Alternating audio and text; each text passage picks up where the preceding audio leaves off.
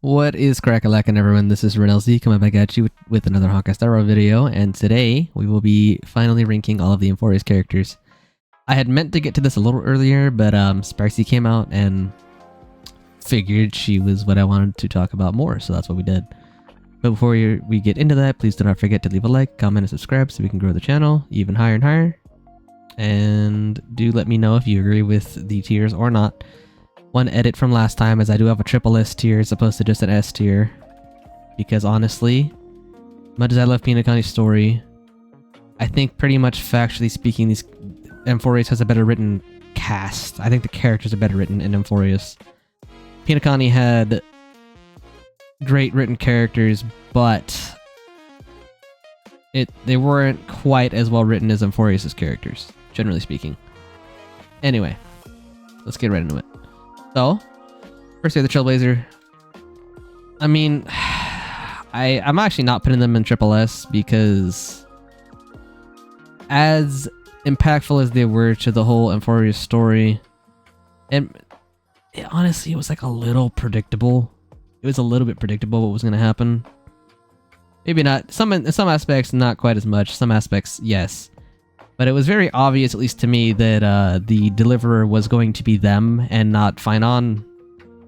It was pretty clear to me. I'm like, there's no way maybe not the deliverer part. I wasn't sure about that at first, but what I'm talking about. The whole I can't remember the saying anymore. It's like only one person will experience the Era Nova, that being the Trailblazer.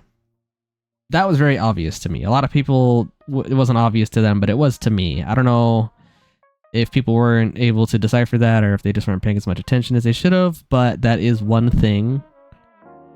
I thought they were really well written in Amphoreus, though. Probably the best so far. We'll see what happens with Planar Arcadia, but another thing with them is we actually got some backstory on the Trailblazers. Finally. Took us freaking so long to finally get that going, but we finally got some, and we pretty much just know who they are at this point, more or less. Maybe not fully, but we have a really good idea of who they actually are or were, and that's really good.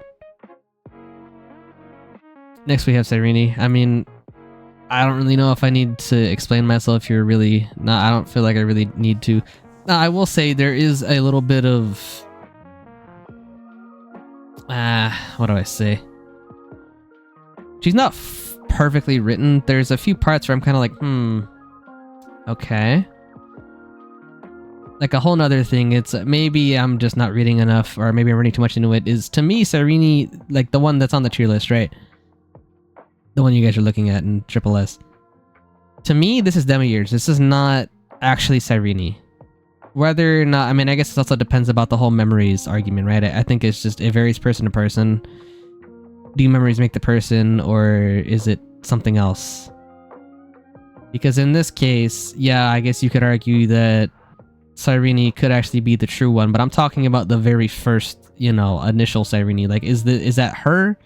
Or is this a new Demiurge with all of Cyrene's memories, and it's not actually Cyrene herself? Because to my knowledge, or my understanding rather, she is somewhat Cyrene, but not the, like, bodily, no, she's not. It's the Demiurge's body. It's not actually Cyrene's body. And that's another problem I have with Cyrene.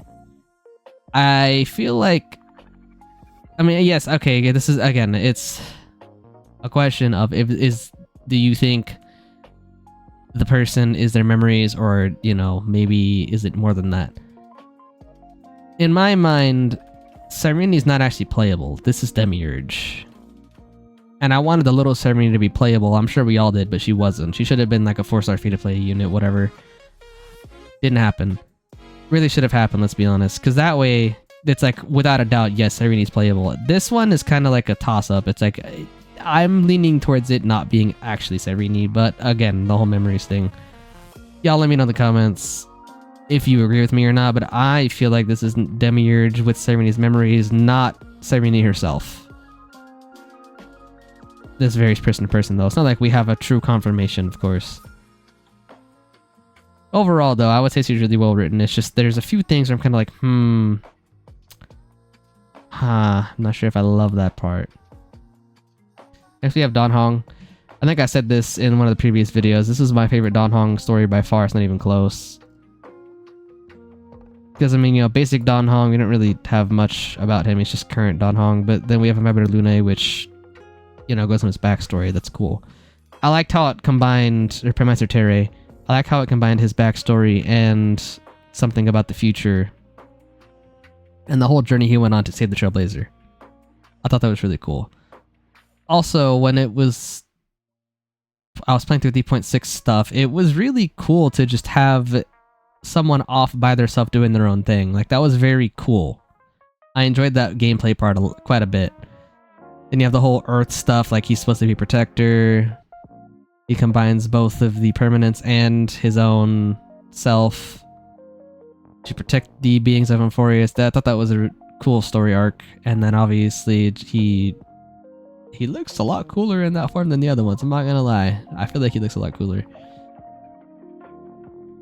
I just enjoyed his story a lot. Evernight, I'm kind of at the same spot. I have a few disagreements with Evernight, though. Like, one thing that, I mean, I'm sure this wasn't really answered, again, unless I'm not reading into things enough, or I missed some spots, some lore somewhere.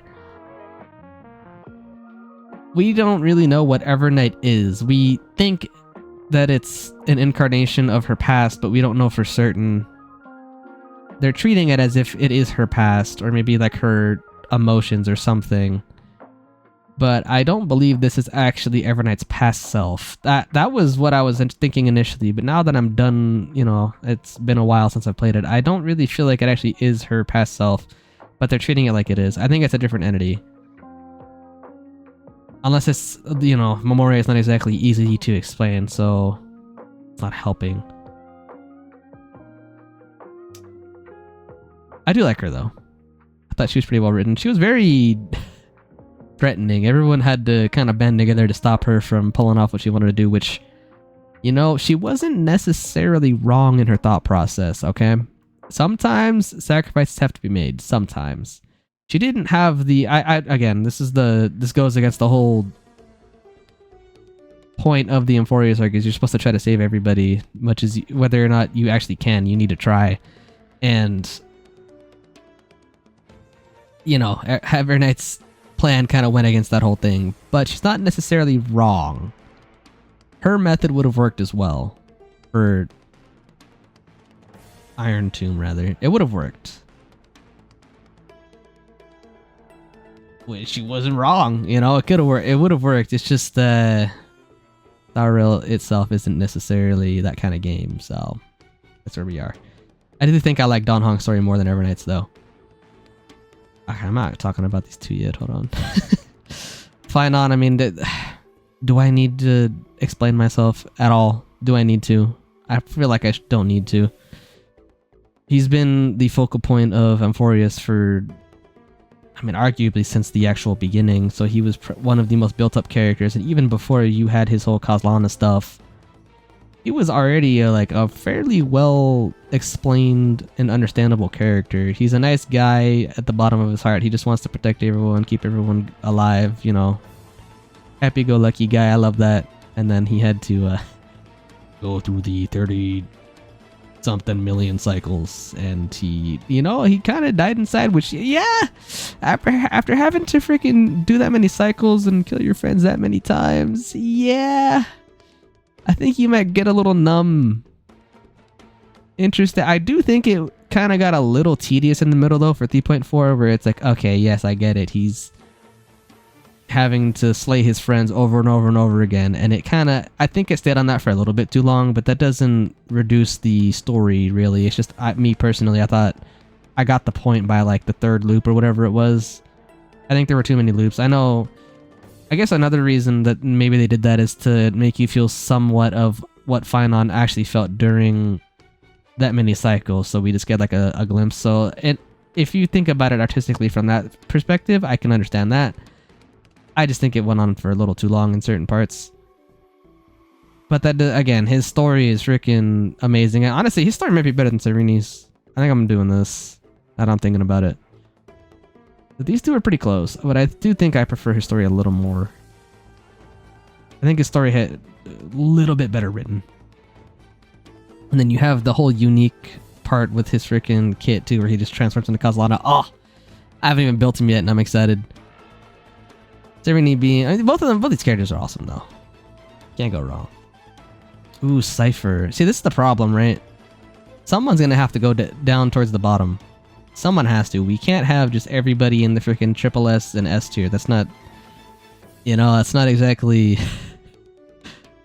fair. So we'll do Cypher here.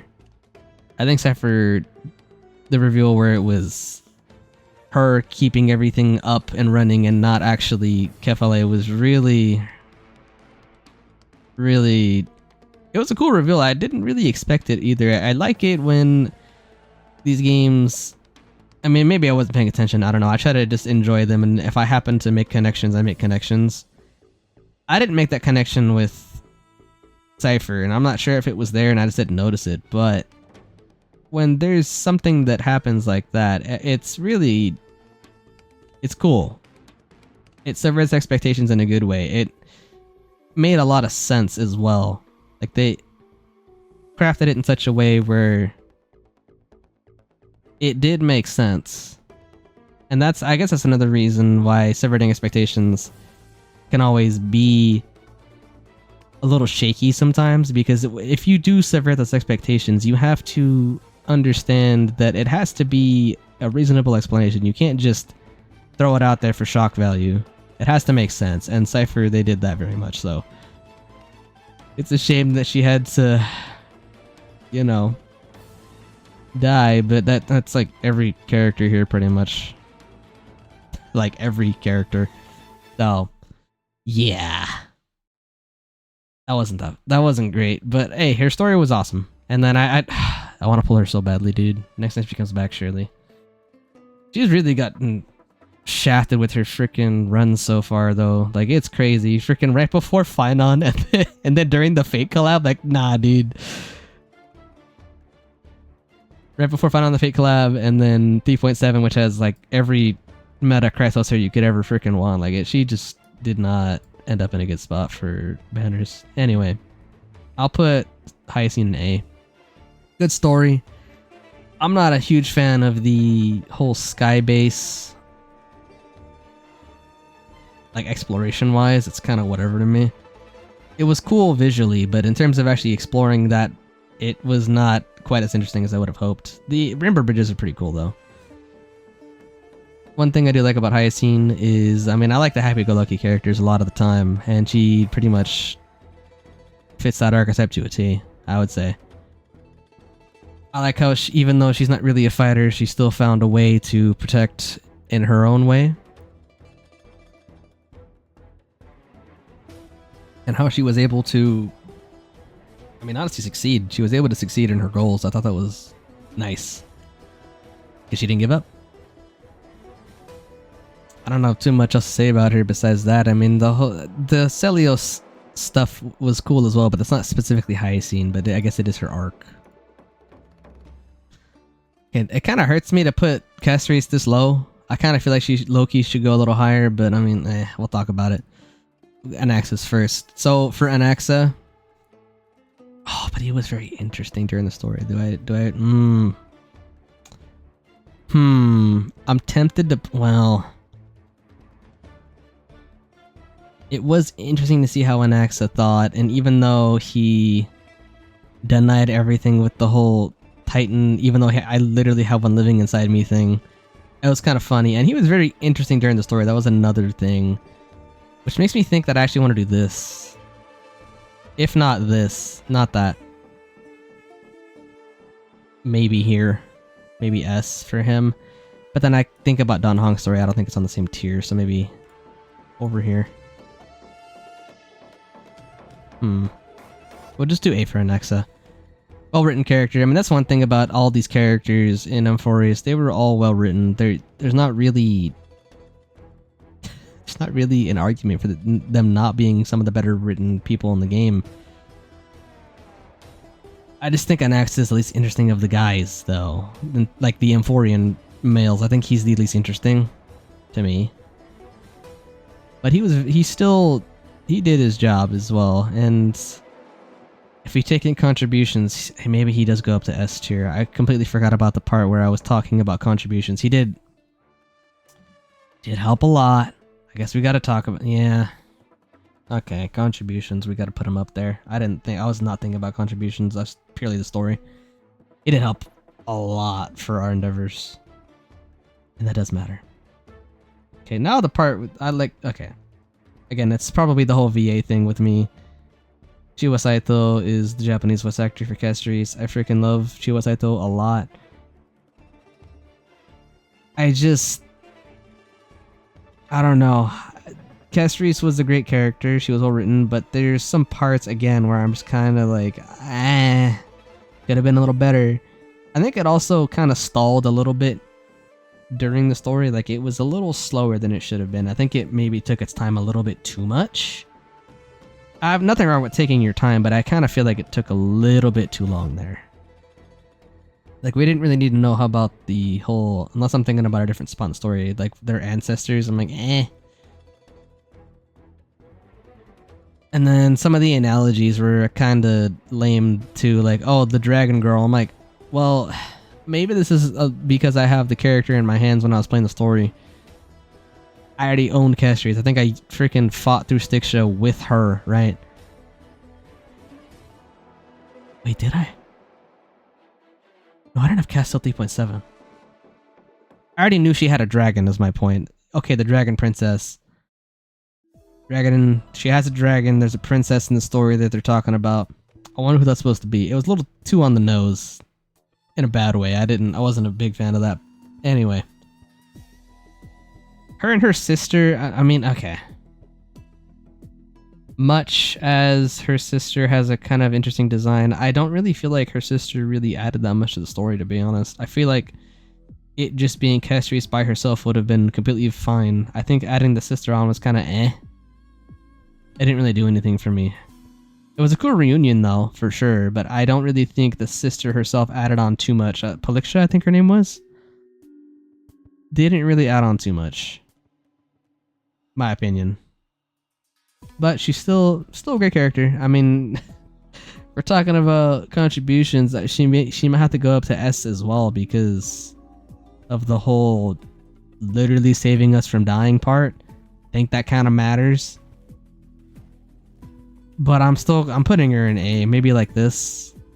I think the gap there. I think there's a definite gap between Anaxa and Castries. As much as I hate to admit it, I do think Castries' story wasn't quite as well written as it should have been, especially for someone who's supposed to be like the main push, right? I want to say Anniversary last time was Acheron, and Acheron arguably is better written than freaking Castries. I would say so. Y'all can feel free to disagree, but I feel like Acheron was better written in her own, during Pinakani than Castries. It was kind of the case with Castries where she was here for a long time during the story, but she didn't have as much impact during it until it actually hit her own story, which, I don't love that part. Talked about her more than I was expecting to. Okay, so I guess we'll just put these two guys here. Well, I mean, Walt and Sunday, they were there. They didn't really do too much from what I remember, but they were there. They definitely helped. But they weren't that helpful. I mean, I guess Himiko was there too, and the other, every other character from the name list, but they were, unless your name was Don Hong, March 7th, or the Trailblazer, you weren't really doing too much in the grand scheme of things for the nameless specifically.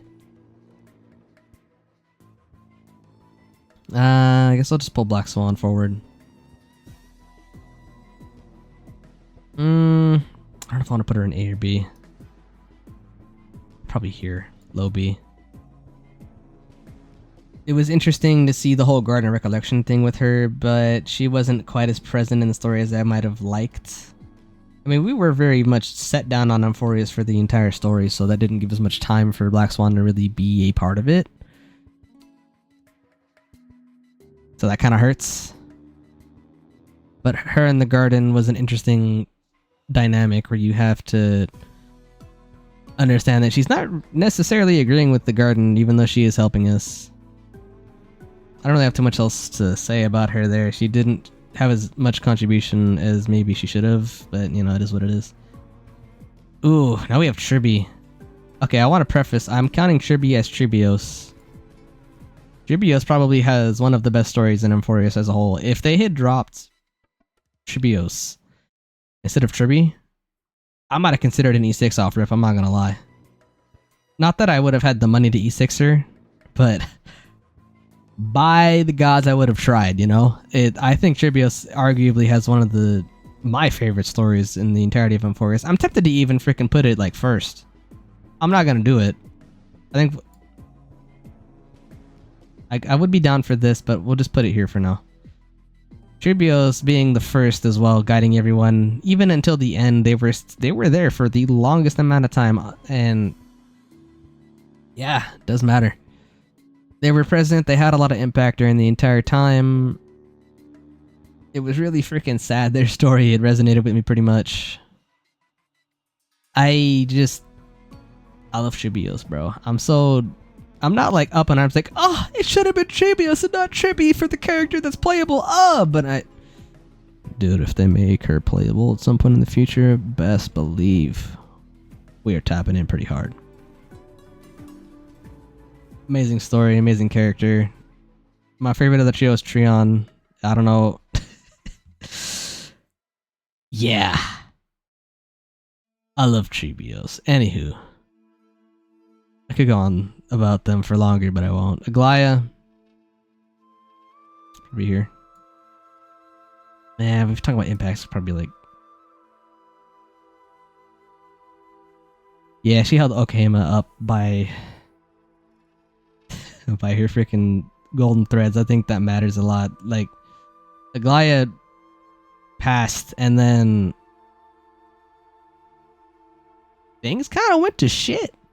They kind of did, so honestly, I'm tempted to like, in terms of like Aglaya as a character herself, I'm over here. But if you put contribution, she might be up here with the others, because she freaking held up that city with her own two hands, basically. She was basically Kefale. She basically was. She was holding that city freaking together, and she was not exactly all there anymore too. She, over being there for 1,000 years or so, she isn't exactly all there, but she was still doing her freaking due diligence. She did really well. We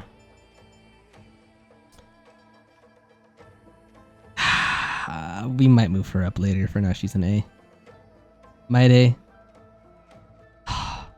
This sucks because I'm a mega Gilgamesh fan from Fate, and he's basically just Star Rail's version of Gilgamesh, for better or worse. I'm putting him in S, though. I don't know if I can put him alongside... I don't know if I can do that. I could probably do... I'm tempted to do this. We might do that. He's one of my favorites, but...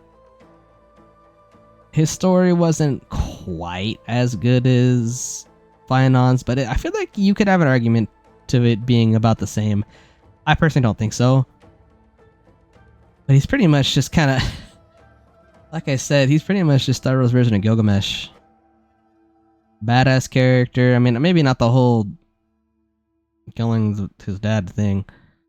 But he served a very similar role to someone like Gilgamesh would in the Fate story. And you know, that's kind of interesting. One thing I do really hate about Maide though, dude. Oh my goodness, I hate the way he freaking plays, dude. Why did you take away the ability for me to freaking play the character? He just auto plays himself? Why would they do that? That's so lame. He's the only character that, to my knowledge, in the game that does that. Why him specifically? Why would they do that? I'm not sure I understand that. Oh, Madame Herda. Okay. This might be Herda glazing. I don't care. I do not care. I love Madame Herda. I don't even remember if I ranked her Alright, sorry about that. I had to take a small intermission for something. Yeah, I might be glazing Herda a little bit too much here. I do not care. I do not care. This is this is the tier list that I'm creating, and Herda is a peerless gem, an unrivaled genius, and she deserves the best. And matter of fact, I'm doing this. I don't even care, bro. I might move her down later, whatever. I'm glazing her right now, and that's exactly what's gonna happen. Let's even make a Herda tier. No, we're not doing that. As much as she did contribute, as much as she is in my top 3 Star Rail characters as a whole, I don't know if I can give her own tier for this. She did contribute quite a lot, though. She really did. I mean, honestly, it's kind of, she contributed so much to the whole technology part of it that I don't think we would have beat Iron Tomb if we hadn't had her full support there. It was interesting, though. The 3.0 story for her wasn't quite as interesting as I would have hoped, but it is a setup patch, right? I'm setting up Amphoreus. Seems like a lot of setup patches are kind of whatever story-wise. Like, they're pretty good, but they're nothing to write home about, at least by my opinion. They're nothing crazy, but she contributed a lot. And she is one of my top 3, so you know what? She's gonna go on the triple list here, damn it. If I had to rank her appropriately, though, without putting my feelings into it, maybe like here. Nah, actually, if we count contributions, maybe like that. Anyway, Erdo goes back there. Okay. Maybe this might be a hot take. Maybe. Maybe. Y'all let me know.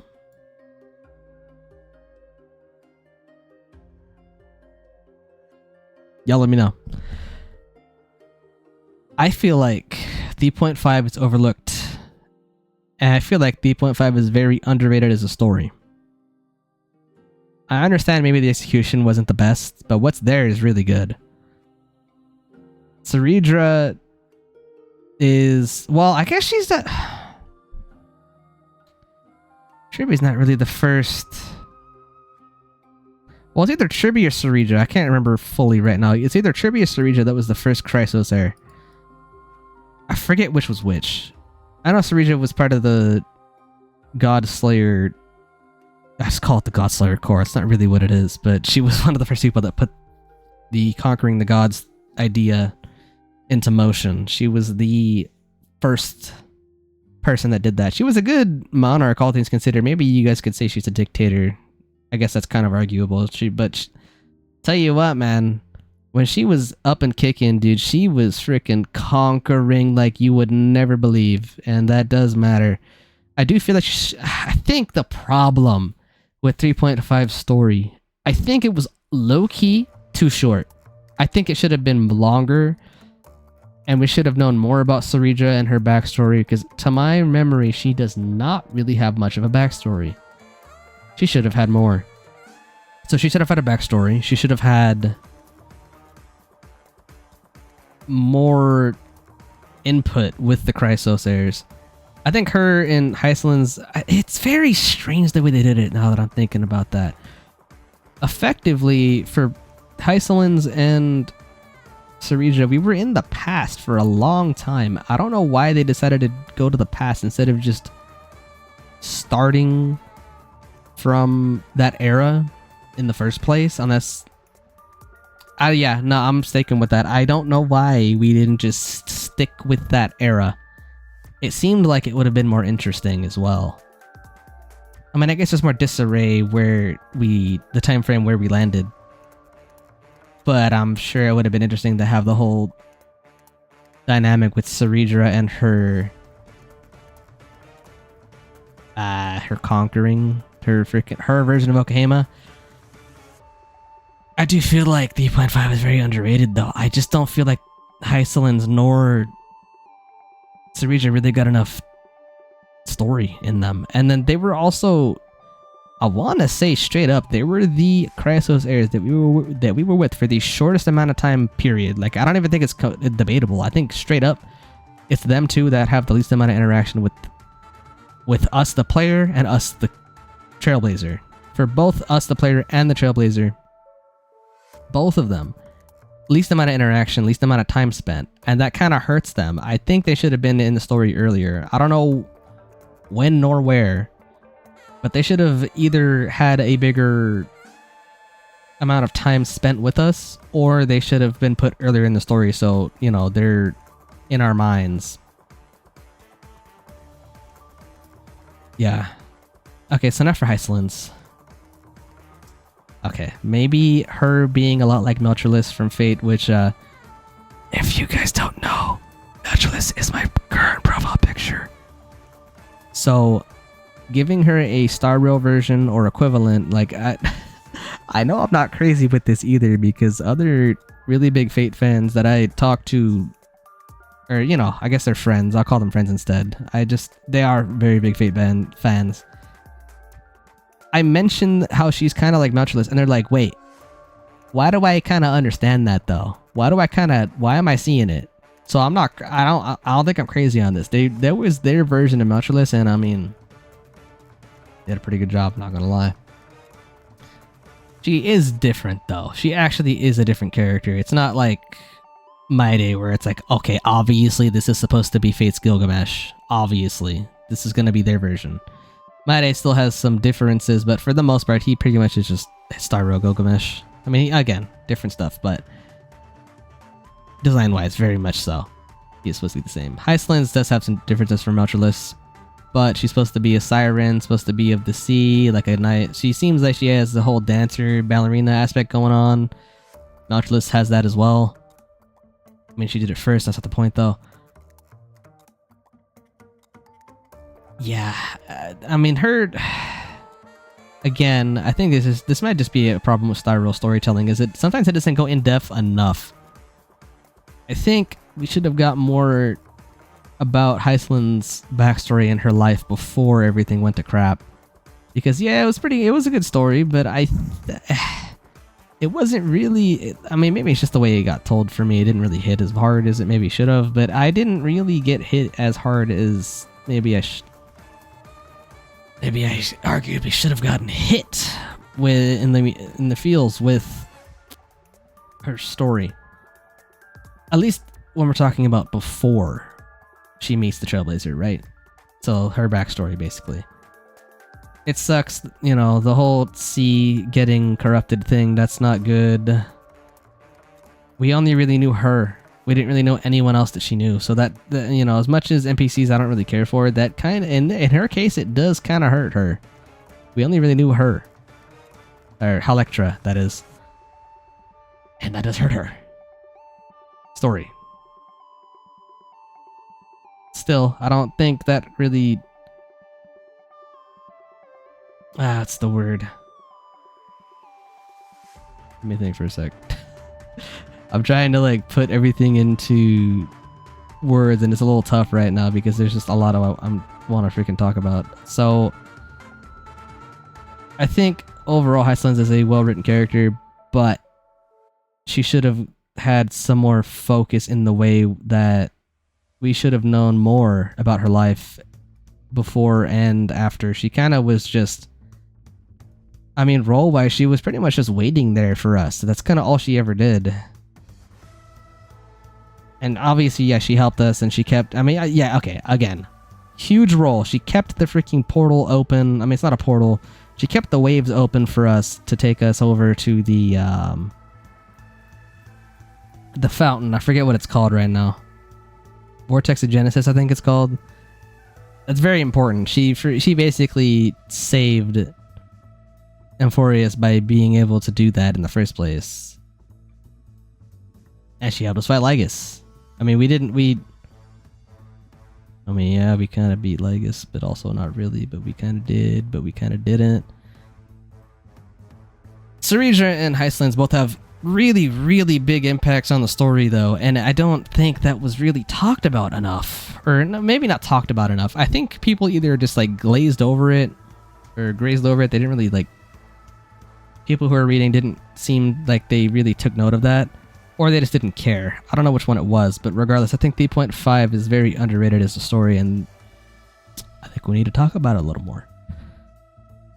Anywho, let's see. Now that we have everyone here, do I agree with this list? Okay, again, impact-wise, I think this is pretty much how it works. Maybe you could argue an axe up to Triple S, sure. I guess that's one of the things about the Chryso series. A lot of them had very big contributions, and they all mean a lot. It just depends on how much weight you apply to what feat. Like, again, Maeda was freaking fighting the Black Tide by himself for God knows how long. Trailblazer's the Trailblazer, you know, obviously the protagonist doing doing a lot.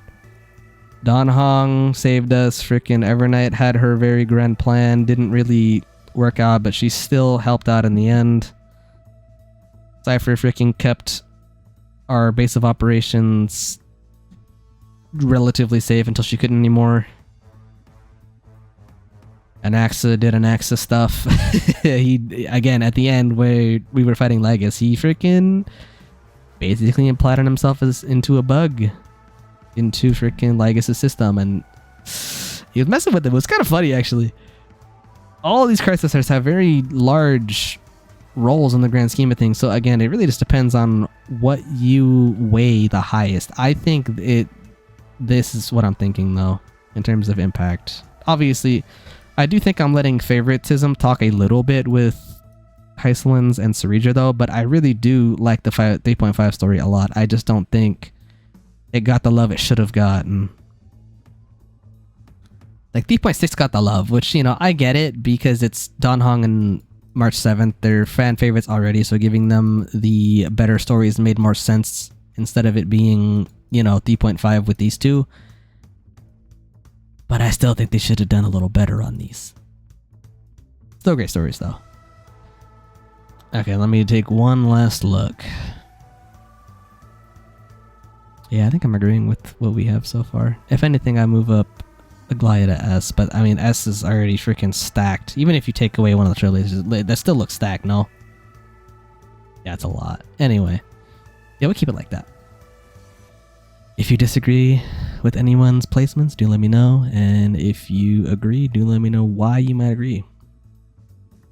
If you enjoyed today's video, please do not forget to leave a like, comment, and subscribe so we can keep growing the channel. And I will catch all of you in the next video.